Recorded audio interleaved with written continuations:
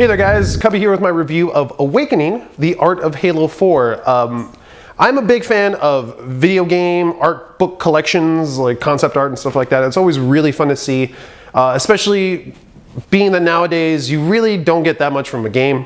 I mean, yeah, you get awesome, crazy graphics, you get a really cool story every now and then, but they're just starting to feel shorter and shorter and shorter, and this is like that one surefire way to get the most out of your entertainment experience, I guess you could say.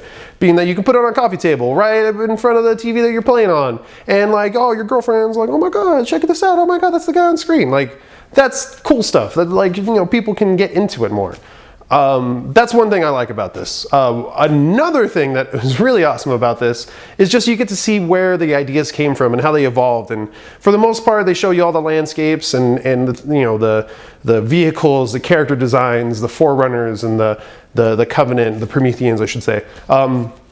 They really give you a good inside look on that and how they started. I wish it was a little more of like the early sketches, but they show you a good amount of what it could have been look like, what they could have been. One thing with the Covenant I was really worried about is they did kind of a massive redesign from the original Halo trilogy, Halo Saga over at Bungie to 343.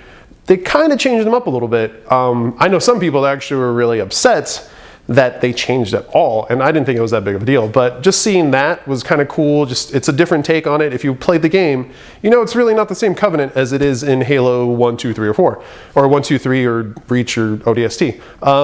It's a little bit different, so that was cool to kind of realize and see and expand on that. If you haven't played the game, you might want to skip ahead a little bit, just so that way you don't really get anything spoiled. It's not a huge spoiler. You kind of know right at the beginning of the game that Cortana is pretty much dying, and she's kind of going crazy, and she's been with Master Chief too long, and that's kind of like a big part of the entire game.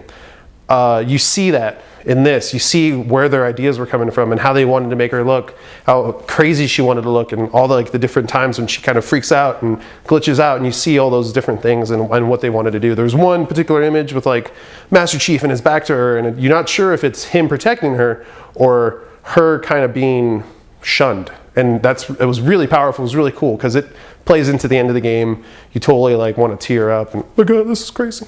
Love you, girl. Anyways, I really enjoyed this book. One of the better art design books I've seen in a while, and definitely will give you hours and hours of just concept art porn. It's great, it's great. I give it 5 out of 5 nerd skulls. Check it out. This needs to be on your coffee table ASAP.